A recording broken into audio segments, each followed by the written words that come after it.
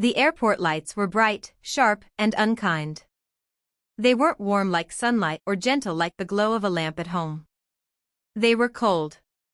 Cold in a way that made everything look worse.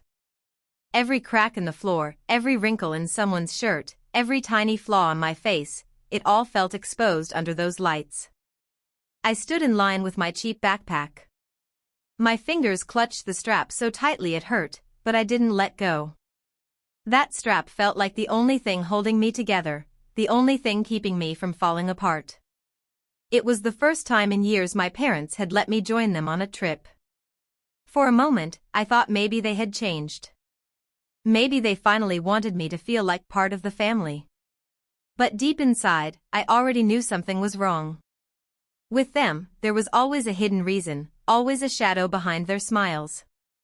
Ahead of me, Ryan strutted like he owned the world. My brother, their golden child, rolled his shiny suitcase with ease. His carry-on wasn't just a bag, it was a symbol. Expensive, polished, perfect, just like the way they treated him. He laughed with my parents, his voice loud and full of pride. They talked about the five-star hotel waiting overseas, about the dinners, the beaches, the luxury. I looked at Ryan's passport cover. Gold leather. His initials engraved on it. A gift from them. I glanced down at mine. Battered, blue, old. I had been renewing it myself since I was old enough to fill out the forms. Nobody had ever gifted me one. Nobody had ever even asked if I needed help. When we reached the counter, my father's chest puffed with pride. He slammed Ryan's documents down in front of the attendant. First passenger. First son. My mother echoed him. The one who matters. The words cut me. They didn't say it like a joke. They meant it. And the worst part? They had always meant it. The attendant smiled politely, did her job, and handed Ryan his ticket. He grinned, triumphant, like it was proof of his worth. Then it was my turn. I stepped forward slowly, hands trembling as I slid my passport across the counter. My voice was soft, almost a whisper. Me too. I just need my ticket. But before the attendant could even reach for it, my father's hand shot out. His palm slammed against my wrist so hard my passport slipped from my grasp. It fell, smacking the counter. He snatched it up, waved it in front of my face, and smirked. Ticket? What ticket? My chest tightened. My voice broke. Dad? You said we were all going. I felt the heat rise in my cheeks. People in line began to turn and stare. My whole body wanted to disappear. You don't deserve a ticket. His voice rose. It wasn't just anger, it was hate.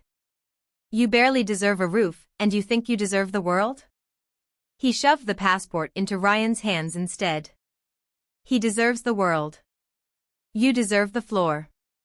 My mother's laugh sliced through me, shrill and sharp. Maybe she can mop it while we're gone. Her words weren't just cruel, they were poison. My throat burned. My voice cracked as I pleaded, please, you can't just leave me here. Before I could finish, his fist came down. Hard. It cracked across my face with a sound that echoed through the tiled walls.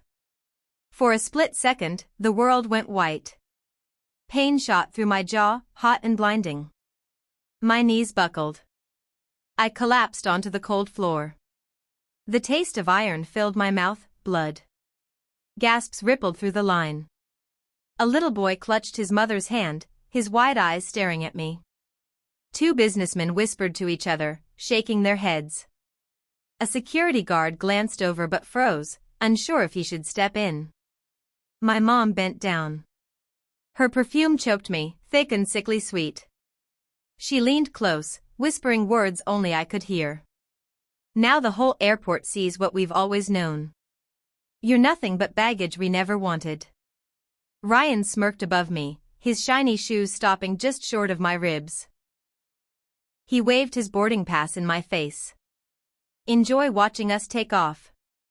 and then, just like that, they walked away. They left me there. Bruised. Humiliated. Curled on the airport floor while strangers stepped around me. I should have stayed down. That's what they wanted. They wanted me broken, crying, begging. But something shifted inside me. As the sound of rolling suitcases and boarding announcements blurred around me, a new voice rose inside. A voice I had never heard so clearly before. I swore, right then, that the next time we crossed paths in an airport, it wouldn't be me on the floor. It would be them. I sat there long after they disappeared through security. People passed by, their eyes sliding past me like I was just another piece of trash on the ground. A janitor muttered at me as he pushed his mop past. "Move, girl." Like I was dirt in his way. Finally, I staggered up. My jaw throbbed with every movement. My legs shook. I limped to the restroom, avoiding the mirrors. But when I finally forced myself to look, I barely recognized the girl staring back. Her face was swollen. A bruise bloomed purple across her cheek. Her eyes were red, swollen from holding back tears. That girl looked broken. I touched the bruise and flinched. Then, bitterly, I laughed. My father's words echoed in my head, "You deserve the floor." My mother's venom followed, baggage we never wanted. They thought they had destroyed me. Maybe, in that moment, they had. But broken things don't always stay broken. Sometimes they become sharper. Harder. Stronger. I stepped out of the restroom. People still stared. Not with pity, but with disgust, the same look I'd grown up with. Teachers had seen me bruised before and called me clumsy. Relatives had invited Ryan to sit at the table while I carried plates. Neighbors had heard the screams through the walls but never said a word. It wasn't just the airport. It had always been my life. And right there, with the boarding announcement for their flight echoing across the speakers, I made a choice. They had wanted me silent. I would learn to speak so loudly they could never ignore me. They had wanted me on the floor. I would rise so high above them they would choke on their pride. They had wanted me to vanish. I would come back stronger than the storm they feared. I didn't go home right away that day. Instead, I wandered the airport like a ghost. My body was present, but my spirit floated somewhere else. I sat near baggage claim and watched people reunite. Families hugged tightly, kids squealed with laughter, couples kissed with joy. Every happy reunion felt like a knife twisting deeper into my chest. My father had left me bleeding on a cold floor. Other fathers lifted their daughters with pride and joy. That contrast hurt more than the bruise on my jaw. By nightfall, the terminal grew quiet. The buzzing energy of the airport slowed as the last flights left. Only cleaners, tired staff, and a few stragglers remained.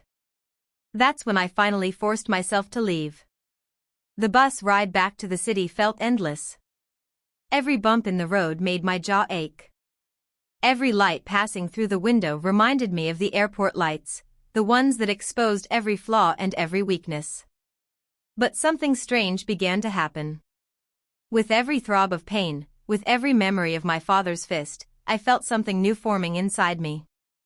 It wasn't fear. It wasn't sadness. It was fuel. By the time I reached my tiny apartment, I wasn't just hurting. I was burning. I stood in front of my cracked mirror, staring at my swollen face. For a moment, I wanted to cry. But instead, I whispered to my reflection. If they want me on the floor, I'll build one beneath them. And I'll make sure they're the ones who fall. That night, I didn't sleep much. My jaw throbbed, my body ached, but my mind raced with thoughts of revenge, of justice, of finally turning the tables. The next few weeks were a blur, but not the kind of blur where you forget. This blur was focused, sharp, full of determination. I worked extra shifts at the diner. Every tip, every crumpled bill, I saved. My coworkers noticed my bruises, asked me questions, but I brushed them off. I didn't want sympathy. Sympathy couldn't heal me. Sympathy couldn't change my parents. What I wanted wasn't comfort, it was power. I signed up for self-defense classes. At first, I was nervous. I was weak, clumsy, easily shaken. But night after night, I showed up. I hit the bags until my hands shook. I learned to block, to move, to strike. Every time I punched the padded bag, I pictured my father's smirk. Every time I blocked a strike, I imagined my mother's laugh. Every time I pushed past exhaustion, I remembered the cold airport floor. I swore to myself, never again. Never again would I be powerless. But I knew strength wasn't just about fists and bruises. Strength also lived in the mind. So I studied them, my family. Ryan couldn't stop bragging on social media. New clothes, new trips, new achievements that weren't really his. They were gifts from my parents, tokens of their endless favoritism. He posted everything online, never realizing his arrogance was handing me information. And my parents? They loved attention. They loved flashing their status, their money, their travels. They thought the world admired them. They had no idea I was watching from the shadows, quietly mapping every weakness. But late at night, doubt sometimes crept in. What if I was too small? What if I could never truly rise above them? What if humiliation was all I would ever know? One night, as I lay in bed staring at the ceiling, those thoughts nearly swallowed me. My jaw still ached when I pressed it, a dull reminder of that day. And then, suddenly, I remembered the little boy at the airport. His wide eyes, staring at me as I crumpled on the floor. The way he clutched his mother's hand, silently learning that cruelty was allowed. That memory burned me awake. I couldn't let my story end there. I couldn't let him remember me as the girl who stayed down. I couldn't let my parents' version of me become the only version the world ever saw. No. I wasn't going to be their embarrassment anymore. I was going to be their storm. One night, after closing at the diner, I sat at the counter with a napkin and a pen. My hands trembled, not from fear, but from intensity. I began to draw. I didn't want to simply hurt them. That would be too easy. Too small. I wanted to break them. Piece by piece. Brick by brick. Until the empire they had built on my pain collapsed into ruins. And where would I begin? At the very place they broke me. The airport. They thought the airport was where they left me behind. They had no idea it was where I was reborn. For months, I kept building myself. At night, I trained. By day, I worked. And in the quiet moments in between, I studied. I learned the airport's rhythms. Which gates were busiest? Which staff cut corners? Which security guards looked away when they were tired? Working at the airport diner gave me cover. I became invisible, the worker who poured coffee, cleaned tables, smiled politely. But invisibility is power. Because when people don't notice you, they don't realize how much you notice them. I collected details. Little things. Which agents rushed through paperwork? Which managers ignored red flags? Which staff could be persuaded with a favor, a free coffee, a smoke break? I didn't move fast. I didn't rush. I waited. Patience became my weapon. Then one day, it came. Ryan posted about a new trip. Miami. First-class tickets. 5-star hotel. Champagne dinners. He wrote every detail online like a flashing neon sign. And just like that, I knew. This was it. The day I had been preparing for. The day of their trip arrived like thunder after a storm. I woke up before the sun, my chest heavy with both dread and fire. The world outside was still dark, but inside me, something burned bright. I wasn't the same girl who had fallen on that cold airport floor. I was sharper now. Harder. Ready. I dressed simply, black jeans, plain jacket, nothing that drew attention. I blended into the shadows, invisible among the thousands of travelers who rushed through the airport each day. But my mind was not invisible. My mind was loud. Every step I took whispered, "Today, it begins." I stood by the glass railing near departures, pretending to scroll through my phone. Then I saw them. Ryan first, of course, rolling his shining luggage like it was a crown. My father walked tall beside him, his arm draped around Ryan's shoulder like he was carrying royalty. My mother followed close, lips painted, eyes sharp, her hand clutching her designer purse as if it held the world. And me? I was nothing more than another face in the crowd. To them, I didn't exist. But they didn't know that invisibility was now my weapon.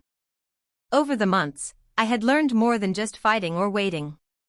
I had learned how systems could be bent, how cracks could be widened. At the diner, I'd overheard flight attendants complain about missing paperwork, about last-minute booking errors. I knew which managers ignored details to keep the lines moving. I knew where the system failed. And I was ready to use it. I slipped into the line behind them, far enough to avoid notice, close enough to catch every word. My father's voice was loud, as usual. First-class tickets. Priority boarding. No lines for us. Ryan smirked, flashing his passport cover at the attendant before she even asked. My mother leaned in and said, "Make sure our seats are away from the noise. We deserve peace." I almost laughed. Peace? That family didn't know the meaning of the word. When the attendant asked for documents, I saw the moment. In the shuffle of papers and luggage, I slipped a folded paper into the stack my father handed over. A simple sheet, official-looking enough to confuse. A single wrong name, a single wrong number. The kind of mistake that didn't ruin a life forever, but ruined a day. Ruined a trip. Ruined a prideful performance in public. The attendant frowned. Her brow furrowed. She tapped her screen, typed, paused, checked again. "I'm sorry, sir," she finally said. "There seems to be a complication." My father's voice rose instantly. Complication? Impossible. Do you know who I am? The attendant blinked, unimpressed. Your booking seems to be flagged. I'll need to call my supervisor. My mother gasped, clutching Ryan's arm as if disaster had struck. This is ridiculous. We paid for first class. Ryan slammed his suitcase against the counter. Fix it now. But nothing fixed quickly in an airport when the system flashed red. I watched as more attendants gathered, whispers spreading. People in line shifted, annoyed. A few even pulled out their phones, recording the scene. My father's face flushed red. His voice boomed. We don't wait in lines. We don't get held up like this. Do your job. The louder he got, the more attention he drew. Cameras clicked. Travelers stopped to watch. And the more he barked, the smaller he looked. The attendant's supervisor arrived, calm and firm. Sir, I'm afraid we can't process your tickets until this is cleared. Please step aside. Step aside. 2 words that struck him like a slap. He was used to stepping forward, to being first, to dragging Ryan with him while pushing me behind. But now, in front of dozens of strangers and blinking cameras, he was told to step aside. I stood a few rows back, my hood up, my heart pounding. For the first time, I wasn't the one on the floor. They were. Not physically, not yet, but their pride was crumbling in public. Their perfect image was cracking under fluorescent lights. And oh, how they hated it. My mother hissed under her breath, "This is humiliating. Do something." Ryan muttered, "Dad, people are watching." My father's jaw clenched. This is sabotage. Someone's trying to ruin us. And I smiled. Because he was right. I didn't stay to see the end. I didn't need to. By the time I slipped out of the line and back into the crowd, their voices were already shaking. The system would clear eventually, I knew that. They'd get their tickets in the end. They'd make it to Miami, sip their champagne, post their pictures. But something had changed. For the first time in their perfect little lives, they weren't untouchable. For the first time, they had felt the sting of humiliation in public. And for the first time, I had felt what power tasted like. It wasn't revenge yet, not fully. It was just the beginning. A whisper of what was coming. Back at my apartment, I lay awake staring at the ceiling. My lips curled into the faintest smile. It wasn't joy. It wasn't relief. It was something deeper. A hunger. Because I realized something important. Revenge doesn't always come in one strike.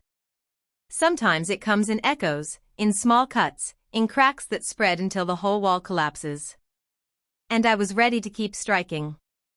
I whispered into the darkness, the same way I had whispered into the cracked mirror months ago. They made me nothing.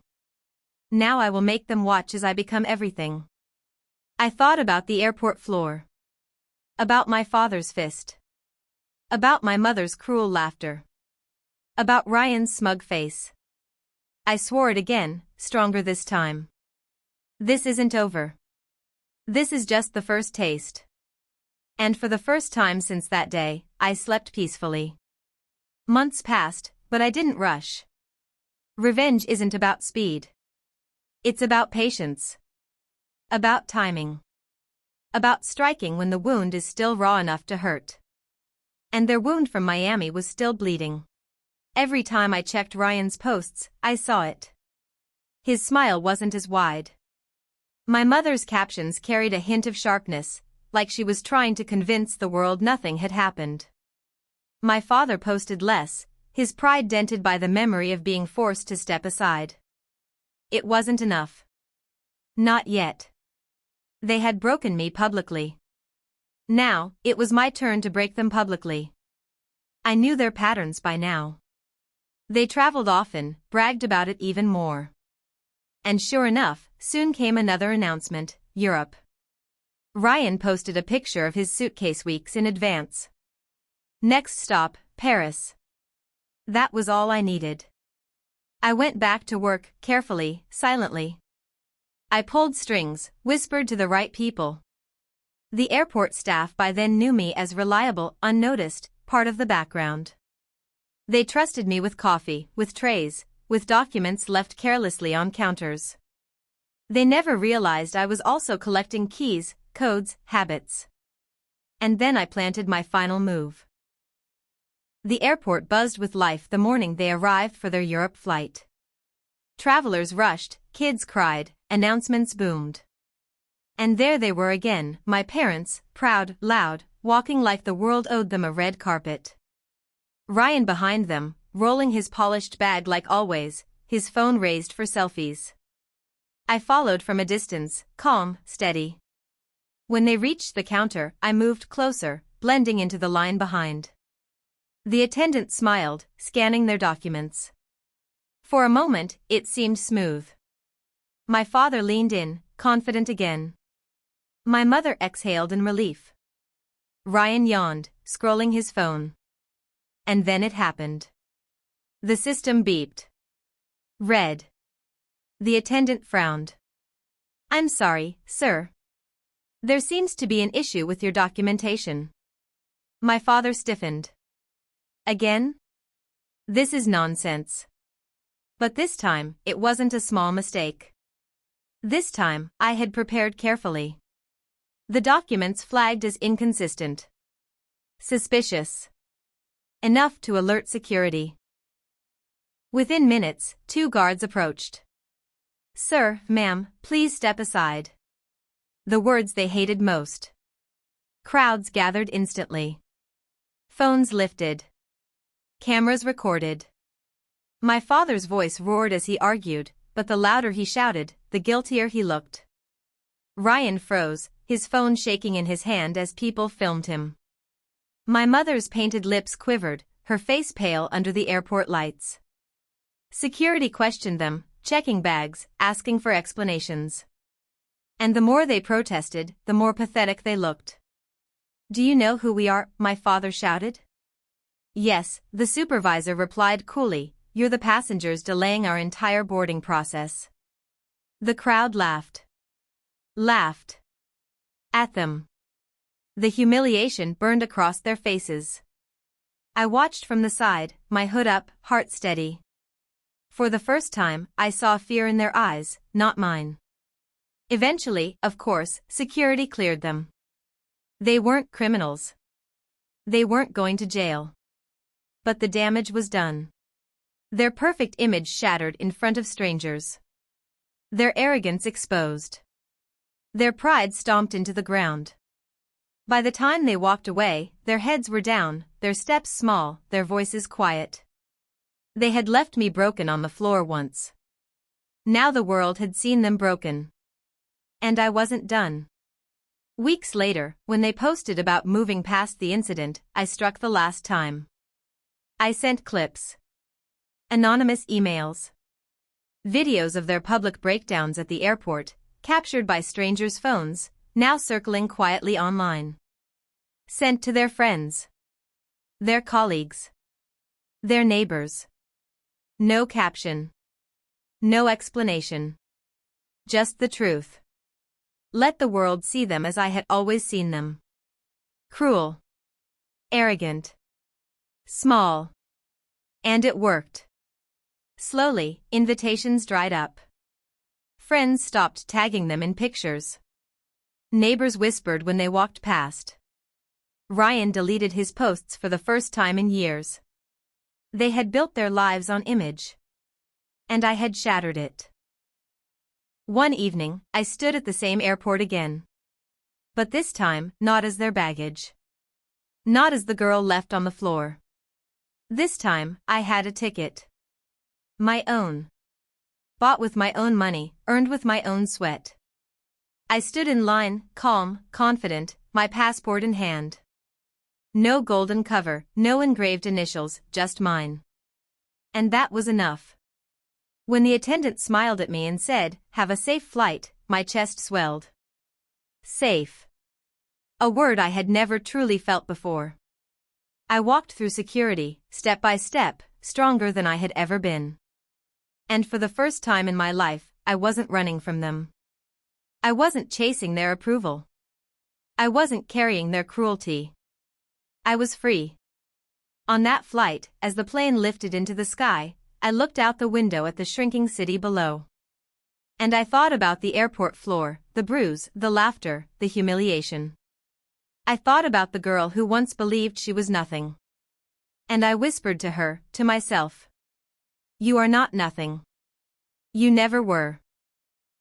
You are fire. You are storm. You are the echo they will never escape. I closed my eyes and smiled. Because finally, the tables had turned. Please like and subscribe for more videos, also comment where you're watching from.